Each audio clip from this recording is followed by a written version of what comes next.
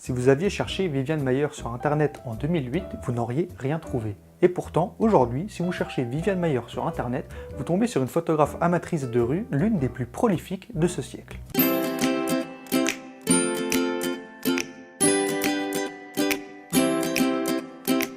Viviane Maier est née le 1er février 1926 à New York et elle est décédée le 21 avril 2009 à Chicago. Et pourtant, son incroyable histoire a seulement commencé fin de l'année 2007. John Maloof est un jeune agent immobilier de 25 ans et il recherche des photographies de Chicago pour un livre qu'il coécrit sur un quartier de la ville. Il se rend dans une salle des ventes aux enchères et fait l'acquisition d'un lot de 30 000 négatifs pour 380 $. On lui dit que la photographe s'appelle Viviane Maier. Parmi les négatifs, il trouve de magnifiques photos, mais absolument rien pour son livre. Il recherche alors Viviane Maier sur Google et il ne trouve rien. Il décide donc de ranger le carton dans un placard, parce qu'il ne sait pas vraiment quoi faire de ses photos. Quelques temps plus tard, il décide de les numériser. Les photos sont quand même très belles, il contacte des galeries pour savoir à qui s'adresser, il crée un blog et y met environ 200 photos. Et après, il décide aussi d'en remettre quelques-unes sur Flickr, et là, c'est un succès incroyable.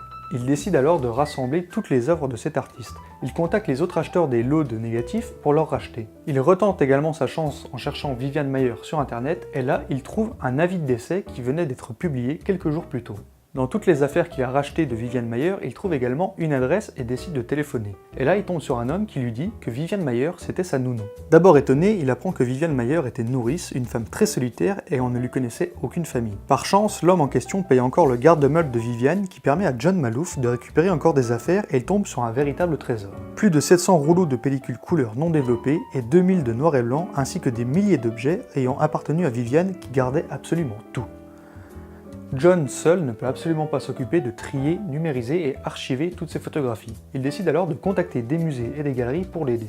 Il écrit notamment au département photographie du MoMA, mais celui-ci lui répond qu'ils ne peuvent pas accueillir toutes ces photographies. John décide alors d'organiser une exposition et de faire un livre. L'exposition est organisée au Centre culturel de Chicago et elle a un immense succès.